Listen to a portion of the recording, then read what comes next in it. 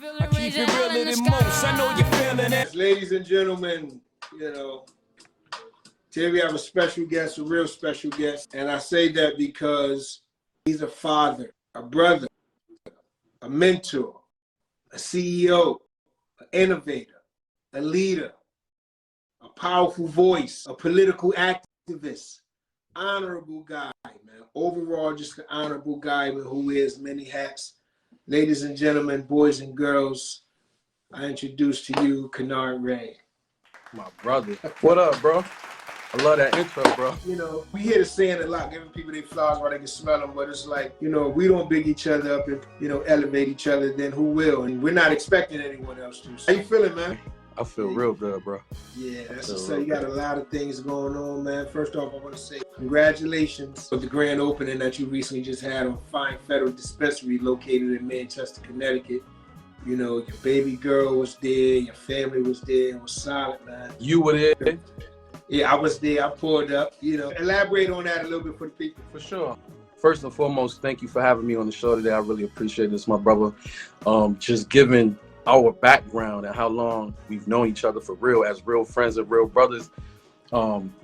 It's an honor that we share to be able to talk to each other like this, to the public, but about us, you know what I'm saying? Because it's real, it's nothing made up. Just to break down the background on Fine Federal, and get into last Friday, to our grand opening. I mean, it was years in the making. And so I'm gonna keep it short and not go too far into it. What I will say is, you know, the push to get here started probably closer to 2019, but it was quiet, very, very quiet. Through the trials and tribulations before we even had the access to have this kind of store open, because we are an equity joint venture. So what it means is it's through the state's Social Equity Council that was installed in 2021, and through legislation that was passed, adult use, or what they call it in everywhere else, recreational cannabis can be sold. For it to be sold, we got to be involved. You get what I'm saying? So absolutely. Big money interests collaborate with our communities through this legislation. You know, the idea is that the right partners could come together and make something pop. So for me, it was like the Three Little Bears. I had 3 different groups of potential partners that I worked with over that time, that it just all came out, and it's kind of like an exclusive, because I talked about this a little bit in different places, but never about this part. Okay. It came down to the wire that the best partnership for me was with people I had already known for 20 plus years. So what we did through that, you know, just little by little, we started building the pieces and the building blocks, so that my store, once it opened, it was ready to go. Since this legislation passed, another store opened last week, I think, but nobody was able to get open as quickly as we did, had a product on shelves like we did, and had the type of build out that people could appreciate and be open for everybody. You know what I'm saying? That line was around the corner. Yeah, bro. Box 61 was there, all the news station was there. Beautiful turnout. So we rolled it out the right way, and I want to continue to do good business in the community, because that's not the last one that we opening. You know what I'm saying? Through the opportunities I take on, what I realized through that, I've been able to create other opportunities for other people. That's like my biggest joy, is being able to see things branch off. And you know, a lot of times people get on the phone like, yo, I want to do this right now. And I understand you would like to do this right now, but I've been doing this for years. Once you see the fruit come up, just know that the seed been planted years ago, and we've been working, nurturing it. So for those that are out there that's serious and ready to do years of work, come up alongside me type. You know what I'm saying? We're gonna partner at some point. It's just inevitable. That's how it works. Yeah. You know what I'm saying? That's how it works. Yeah, no, and to piggyback off what you said, I think a lot of people may see your success and think that it was overnight, but trust me, it wasn't, man. When you started and said that, you know, we grew up as brothers, man, I was just thinking to where we started out as champions. You get what I'm saying? We was 10, 11 years old. We played for the Outlaws, won a championship. We played B team, like before it was a C team, we played B team. B team. B team was 1990, 1990. You remember when we threw that party when we won the championship? Yeah. Y'all had the Green Street Party. The Green Street Party was the biggest one when you lived on Green Street. Marcos, First play of the game. You were William Street. First play of the game. First play of the game. Championship game. You never forget, bro. Game. I remember, yo, we was, Ma, I love you, but yeah, she had a Papa Moet at 11, bro, man. Come on. Come on. It was crazy, but no, this is not no made up stuff, bro. It's not no made up, and it's like I think about all the innovative things that you've done. I think back to where you first started with the custom kits. You know, you had your own shop down there on Pratt Street. I used to come see you. I was like, yo, what's this about? The first person I seen that was putting Burberry and Gucci and Louis Vuitton on the nightstand. You wore them on 106 in Park. Yes, Let's sir. not forget that. Yes, sir. Let's not forget that. Let's not forget the Verse Kenny Good Looking or the Gucci holster. Or no, Fendi holster. I never forget that, bro. Yes, sir. So it just goes to show that we've always been innovative, man. And one thing I can say, yeah, we are the same age and we cut from that same cloth. But as you just said, you was like, yo, you want to put people in position to be able to eat. That's our motto. Everybody eats. You get what I'm saying? You've always been like that. Just to switch topics, I mean, I recently read a quote by you and it said, all the little boys I grew up with all have met their fate, either in jails or institutions or the graveyard. And I felt that because as I look around, there's only a few of us left. You know, the question I want to ask you is, what is a big misconception that you would like to eliminate when it comes to young men and women that were raised and are being raised in poverty-stricken communities? Wow. Yeah, I mean, I guess the biggest misconception is we all the same and we don't want more. You know, I want to make sure I bring this up now because it's pertinent, it's relevant. But you and I talked, this is probably 2 months ago, and you brought up death culture. And, you know, it's crazy because I could remember, and we talking about specific individuals that we grew up with that end up meeting their fate and kind of falling in love with death while still living, you know? And I just think about being that same age when we playing for the Outlaws, then become the Bears, right? Before you went to go play for the Saints, before you was prime time over on the Raiders, you know what I'm saying? Like this dude invented the free trade in the little leagues. But before we actually won a championship, I remember having a conversation with D Runner and Bogue and a couple other people about going to prison. You know, we was already conscious of going to prison, and it wasn't about like if I ever go to prison. It was when I go to prison, right? So the prison culture, the death culture, these things that you know, we don't set up for ourselves, that we try to see our way through. You know, we try to see our ways out of it sometimes catch up with us too quickly. But everybody that I ever known, you know what I'm saying? You know, I think about Tyson right now for whatever reason. He just comes straight to my brain, man. Like, yo, everybody that I ever known, all of our friends, bro. And I think this is what the other people don't know. Like, we all grew up as friends across the board, bro. You know what I'm saying? So I think what they don't get to see is like everybody had dreams. Everybody had little silly shit about them that if they could do it, they'd do it. And so I'm thinking about, you know, me and Freak telling jokes in prison and like, damn, bro, you need to be a comedian. But that's the same shit. And that's this from us being little kids, but like seeing my boy develop and seeing different stuff happen. You know what I'm saying? And just like me and Sean Clayton, like him coming home, like, yo, bro, when you get home, you gotta be a comedian. And pushing him until he finally became a comedian. Yes.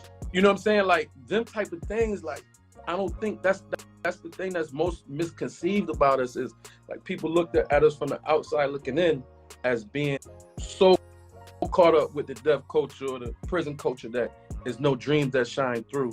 And, you know, we all had those sparks, man. It's just a matter of keeping that flame lit. Oh, man, you just hit me where you mentioned names like D Runner, Derek Davis, Tyson Murray. I remember running around, man. I remember D Runner mother worked at the hotel. Sheridan.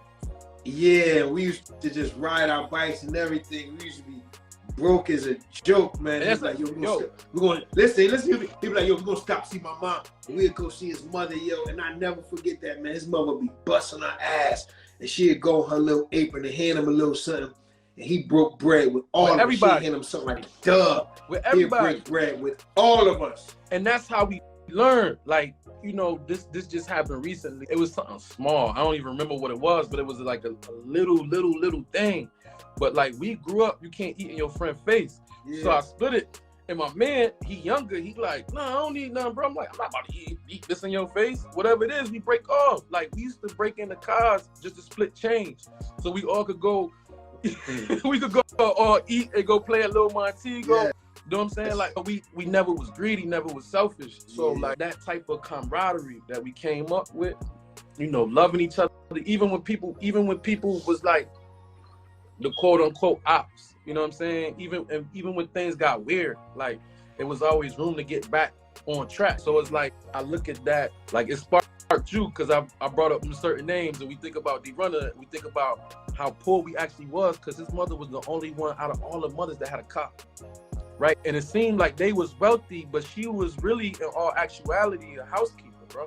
Yes. So, you feel me? Our mothers ain't have no jobs. That was the difference. My uncle sold drugs, so I had sneakers, right? Sometimes, you know what I'm saying? So it looked like we might have had something. So for them, we was wealthy, right? You know what I'm saying? Like, these different things, but we was really, really poor, bro. And we, through all that though, we all like, we built the community, through those years, from down the avenue, up the Barber Street, up Main Street, all across the town, like the North End, bro. What we know as the North End, we was free to roam, bro. Yeah. We was free to roam and do our stuff, you know what I'm saying? And it was treacherous back then. It wasn't like it was sweet. It was way treacherous back then. But some people couldn't walk up every block. That's what made a lot of us different, bro. And so when I look at a lot of us that has survived those eras, man, I think sometimes when dudes see me, man, they look at me like they saw a ghost, like, yo, how did you really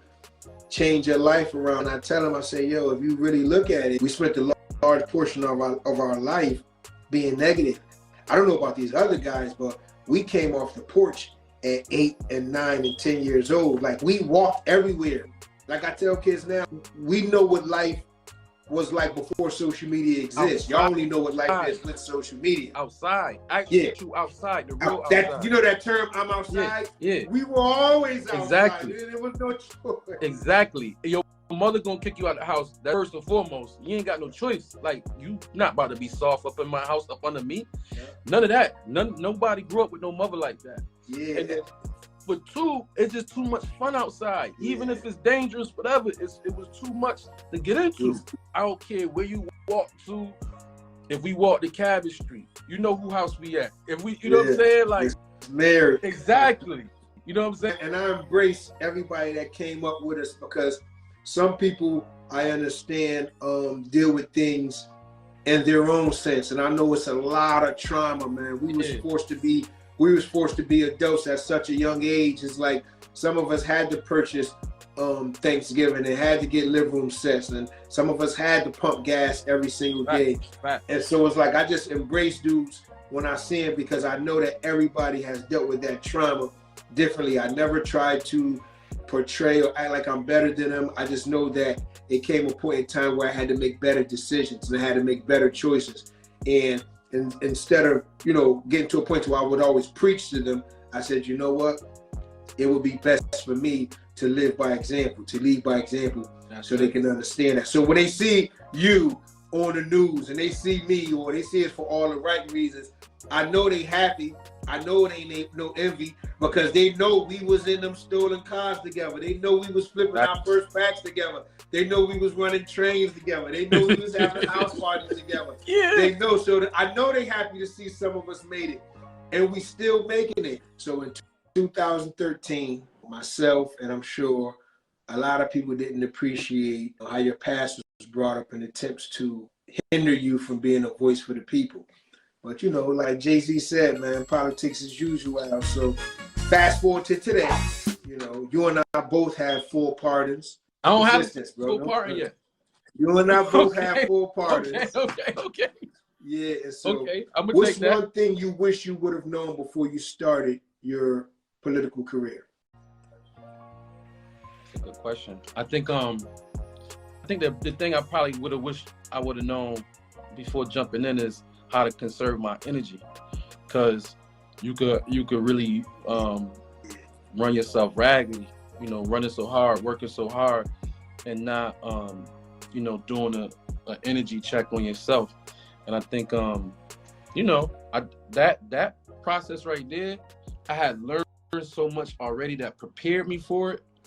But I think on the other side of it, after going on, for me, what was like a marathon race, you know, you fighting this big fight, and then now where the energy go, how you place this. So I think, you know, conserving energy, being able to see things at least 5 to 10 years out, and how you gonna work it. I would have rather known that at the beginning, but I'm glad that I learned a lot of that inside of it. And it's stuff that we all say, but like actually being in the trenches, you know, of it, I had to learn. It's crazy because, sure, you know, people in the hood, they don't know, so they're like, yo, oh shit, Kennard about to be mayor? Yo, Kennard, y'all gonna vote? I ain't never voted in my life, but I'm voting for bro. So it was like, everybody was happy, but, you know, just, you know how it is, man, when you come from Hartford, man. It's like, only thing we really, really have is hope. And so when you see one of ours striving for greatness, and then it's like, you know, damn, Hartford Current, man, y'all could have did better research, man, and understood what's really going on, and to try to chop us down. But like I said, that's the past. Fast forward until now, you know, we opening up big cannabis dispensaries, man. So, you know, everything, you know, happens in God's timing. It might not happen our way, but it happened in God's timing. So my next question is, what are some great resources that have helped you along the way? Like, for instance, like, you know, people you listen to, and like books that you've read. People I listen to, Les Brown. Their rough times are going to come, but they have not come to stay. They have come to pass. It's very important for you to know that. Don't say I'm having a bad day. Say I'm having a character building day.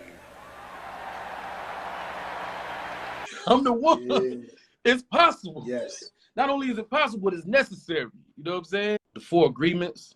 I think that was something that really touched me.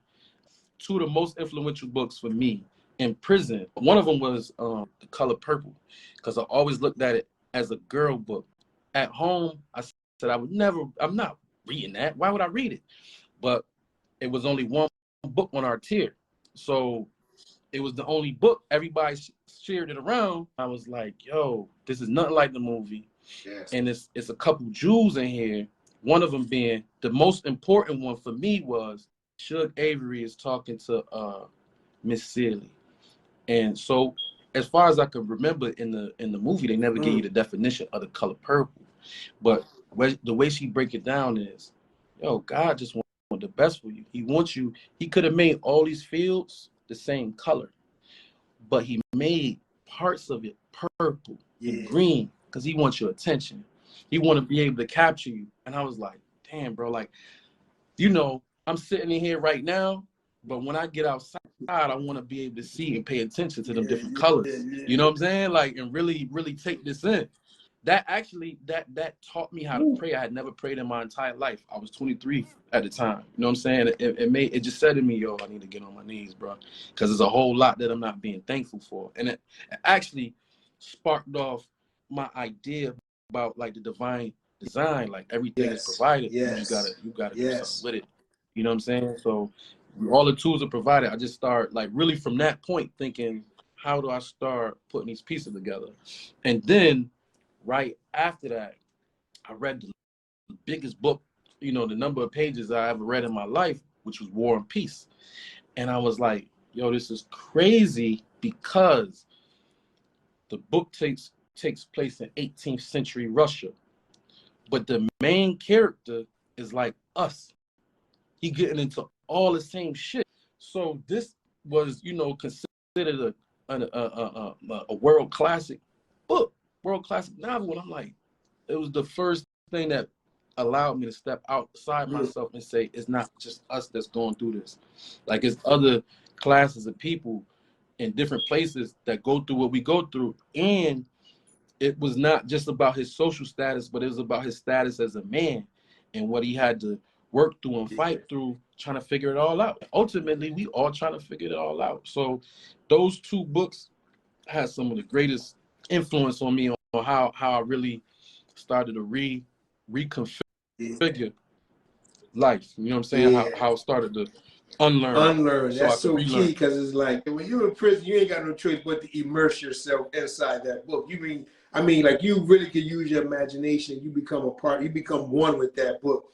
Not saying that you have to go to prison to immerse yourself in a book. Anybody watching, I don't want you to think that. You can just go to a nice solitude place, let your mind wander. But being young, coming up, you're not really taught to really, especially in our environment, not to, really read and, peruse, like look through and take time to, it was only in prison where I took time to stop in the middle of a sentence or a chapter to look up a word that I didn't recognize, because I wanted to enhance my vocabulary.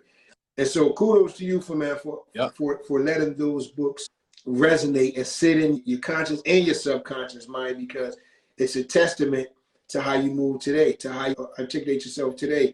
Because some people may hear you speak and be wondering, like, what private schools he went to, not knowing this boy is from the bottom. This boy lives 50 feet away from the cemetery.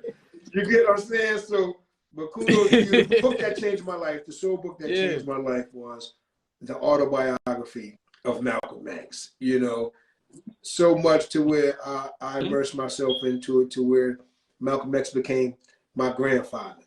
I would, make certain decisions based on if he would approve them or if he would be appeased by the decisions that I made. So when I immersed myself in that book and really studied it, and I read that more than I read anything. I done read it a few times. 48 Laws of Power, Art of Seduction. We've been living like that. So when we read it, it was cool to read it, but we've been operating on those laws, because that's just the environment that we came in. But speaking of environments, we come from the bottom. And when I say the bottom, it's like the north end, it's really like a 10-block radius. Everyone knows everyone. And something that you've been able to do that's very raw and gripping is you have a docu-series titled The Frontlines, and which I love because it's rawness. It puts you in the mind of the classic TV show The Wire. However, the front line ain't got no actors. These are actual people in the trenches, dealing with addiction, overcoming addiction, people coming home from prison and not giving up on themselves. What inspired you to bring these stories to light?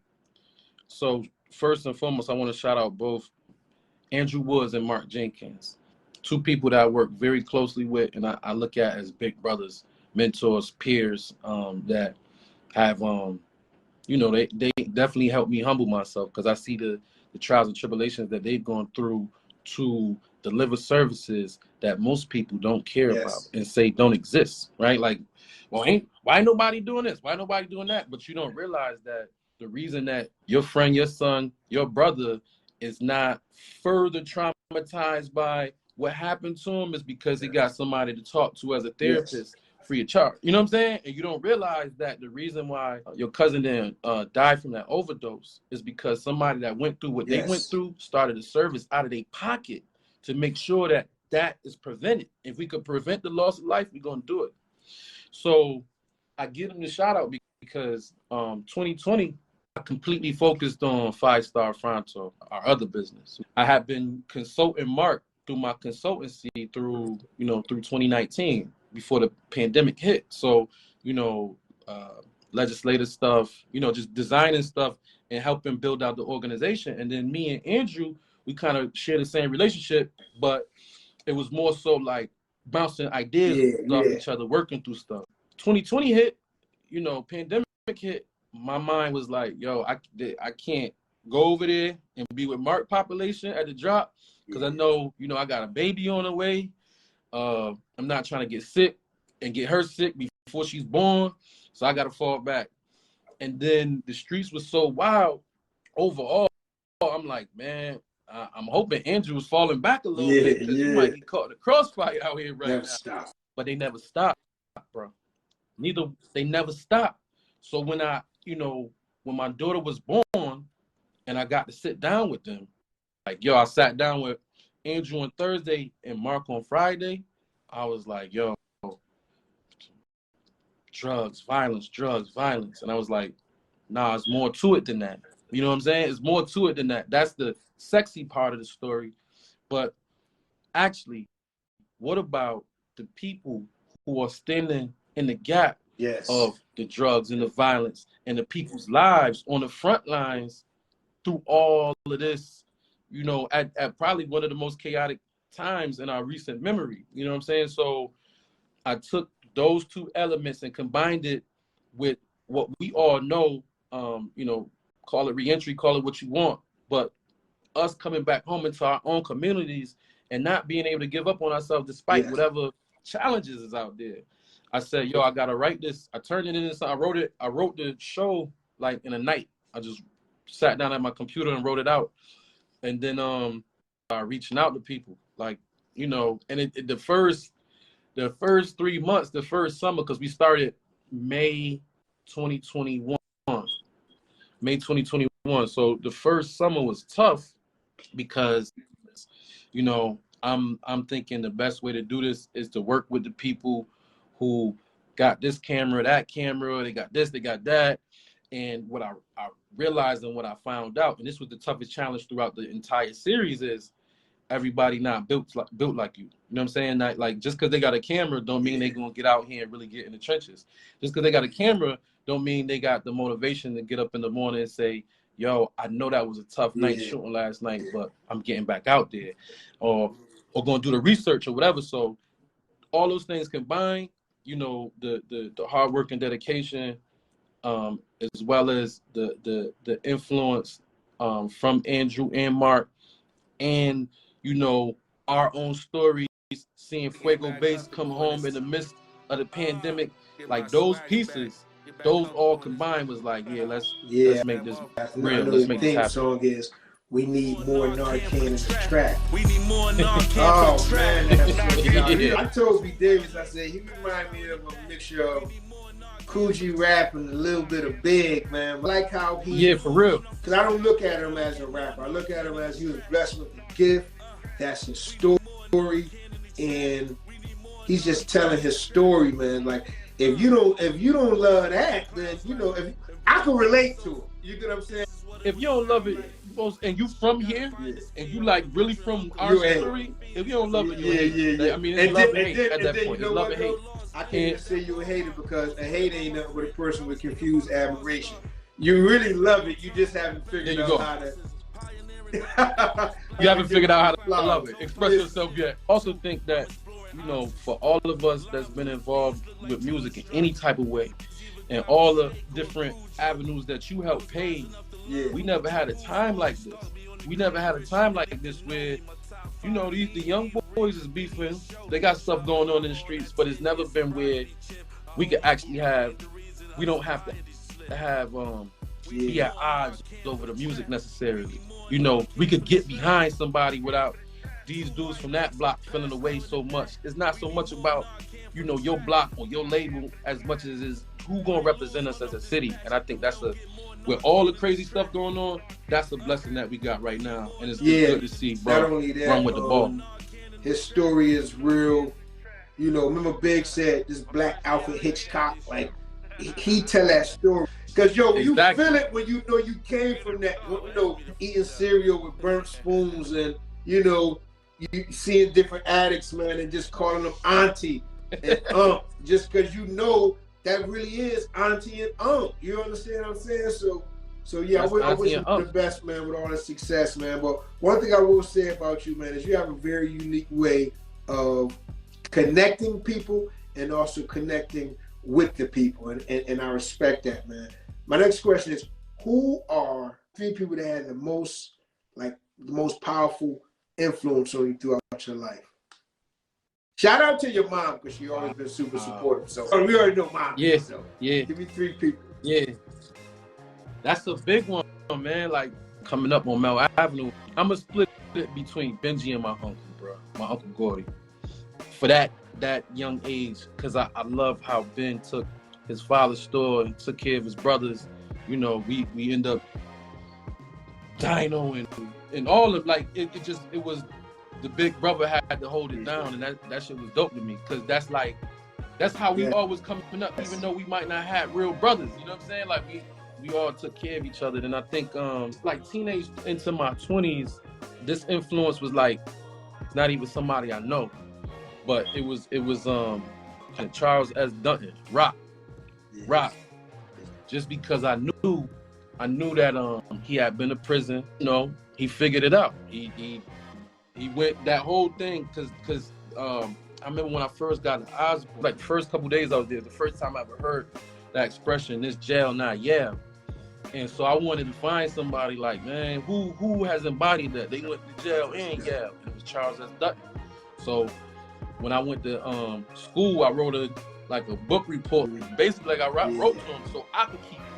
After that, now this is when I went to go work in New York. I would say out of my boy Sav, my boy Run was my boss at this marketing company, and there was only 2 other black people in the company, and he country ass nigga, a real Atlian. So this nigga used to be bucking on me like, yo man, and in my head I'm like, what the fuck is wrong with this nigga? But yo, he really cared, bro. He was really putting me. It was like Coach Twin. You know what I'm saying? Like to some degree. And he different, like he a real Atlian, like he a different type dude. So like he like 3 stacks, but like in the streets type, you know what I'm saying? So in a DJ, so he was a different type of dude, and I didn't realize really until I was about to leave the job, like this dude really cared for me like a little brother. And he didn't have to do that because we from 2 different places in New York together. Could have shitted on me all the way, like shit. It was a bonus check that came out that wasn't supposed to be a bonus check. He made sure that shit was a bonus check. It took care of me, bro. It took, like I said, Sav, and I was just saying this to one of Sav's homeboys that hit me the other day, like, yo, between him and Steve Collins, who he worked with at the time when I was at Def Jam, them dudes helped me see, like, you could be, them dudes was college dudes. They went to college to some degree. It was the first time I could see people that went to college not as corny. You know what I'm saying? Like, I met them dudes while I was still in the halfway house. So I started interning, like, I was still on parole. The whole time I worked there, I was on parole. I was in violation of my parole. I told them I was working at Def Jam Promotions in Stanford. You know what I'm saying? And everybody wrote letters and backed it up and all that. But them dudes kept it super solid in the same way that Run kept it. They made sure I got hired, that I wasn't a long-time intern, which is crazy because when I got there, when there's like a real such thing as long-time interns, people that's there for 2-3 years interning, not getting paid nothing. I did that for 90 days. And then I was like, I gave them my drop dead day. I said, in August, you know, I'm done, you know, because I like I said, I was fresh home, so I hustled up enough money to get me through the summer. I knew I wasn't going to be all right after that. So after August, you know, this date in August, I'm done, bro. So that date came, and they like, yo, where you going? What you mean this shit going away? Like, I'm done tomorrow. Threw me a little going away party, 2 weeks, 3 weeks, they called. We got a check for you, bro. And so that right there, it was like, between Sav and Steve, that was like, damn. I know Q-Tip said what he said early on, industry rule 4080, but everybody ain't the same, bro. Like some people, just like us, they might have had a different experience, but that shit really helped me spread my wings even more. So, my next question. What's your plans for the community? My homeboy called me yesterday, and he was on the way to his son's basketball game. I had dropped by his son's basketball game last week. What he said sparked the conversation where, like, it's always been here, but I want to make sure that, you know, through whatever efforts and whatever resource I got, that we can restore that citywide feel, you know what I'm saying, for basketball, football especially, and maybe boxing as well. Support the great coaches. You've been one. You still are very involved in your kids' lives as they go through the ranks in sports. You know, Phil Bryant, but I want to, you know, work so I could be a resource for them and for the youth sports program. So we actually build a hub to where it's not what it's been for so long. Every year we're trying to figure out the resource to get to this place or that place. So take the next step. I do want to work to build something sustainable over time. You know, this not a one-time drop in the pen, give a check, and it's going to be all right. I know it's going to take time and dedication to build a hub so that, you know, some of the kids, like, Come on, bro. It's too many of us who had. I mean, fella. I would love to see fella have a space in Hartford youth sports that can't be denied ever. You know what I'm saying? It's a number of us, and then that's the thing. Like, again, I don't know how it is for the young people that they friends going to the NFL or whatever, you know, because it's more of them going these days. But for us, it was like, it was a goal. It was like we cheered each other on. It wasn't no hate. It was like we all shared that together. So I wanted, like, the banquets. Like, I remember one banquet, you caught MVP. I brought home mad trophies that I wasn't even expecting. I ain't had no skill, just heart. So to make it took everything. It took everything, and people didn't make it, bro. But I want to help restore and rebuild that feel that there's that neighborhood pride, there's that community pride, there's that citywide pride, and there's that citywide resource that's going to put that flame, you know, help fire the flame a little longer, keep it sustainable. That's somebody really got something going. I've been a big advocate for kids, man, since day one. Whether it was coaching, whether it was mentoring, and years. So for years, that's something I'm extremely passionate about. Whether we, you know, giving back to the less fortunate, rather if I'm snatching kids up from the trap and saying, yo, come down here and meet me at the bush, and we're giving out free haircuts and passing out sneakers. And the reason why I need you to come down here, because I know that I could just be saving them from a shootout or from one of the D's about the blitz. And if I could use that little bit of time to plant that seed and to let them know, like, yo, I believe in you, because that's something that I needed to know at a young age, is that I had a choice. I never knew I had a choice. You understand what I'm saying? I just thought these were things that I had to do. Right. And so I just let them know that, yo, you do have a choice, and the choices that you make today affect your tomorrow. So that leads me to ask you, what has fatherhood taught you? Because I know you got a baby girl, a young baby girl, and what has fatherhood taught you?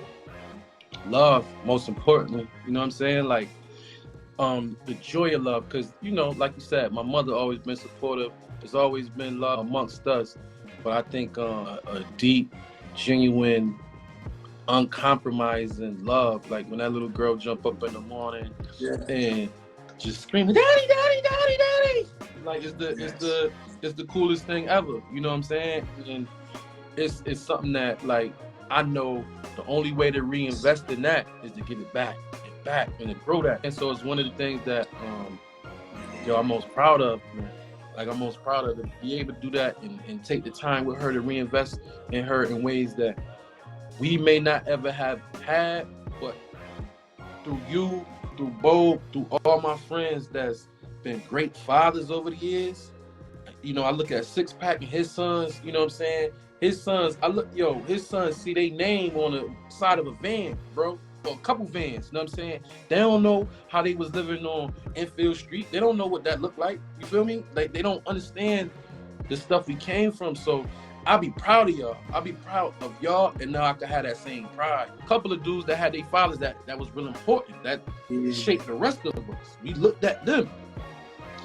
But, you know, so to see that your sons that had that their whole life, not only you showing up to the games, but you being a part of the game, you being a coach, that's priceless, man. And I want to be, like I said, I want to be able to have that same pride about Mindz, man. Like, I want to showcase that to the next dad, whether he young or old. Like, yo, bro, this is cool.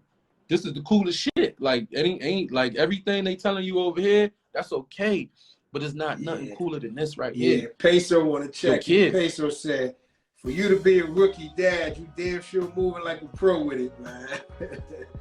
So salute, man. My last question, man, is, before I let you go, I know you're extremely busy, man. My last question is, what does honor mean to you? Because, you know, we honorable. Like, our resumes check out. So it's like you know, we spot that bullshit a mile away. And if you got a stain on your jacket, you know, it's not hard to be honorable. If it's in you, it's in you, you know.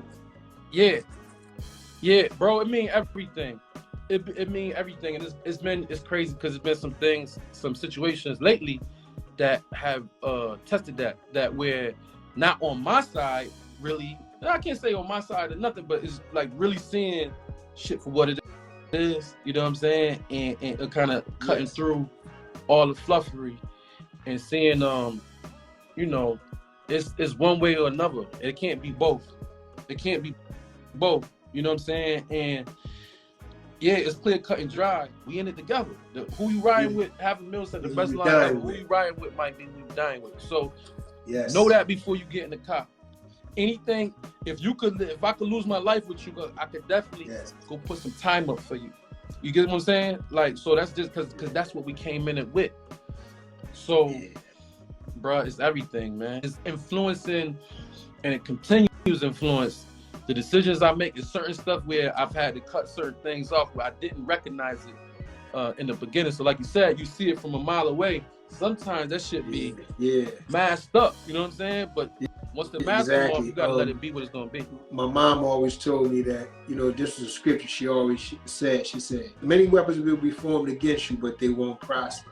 And as I got older, I start understanding that more and more and more.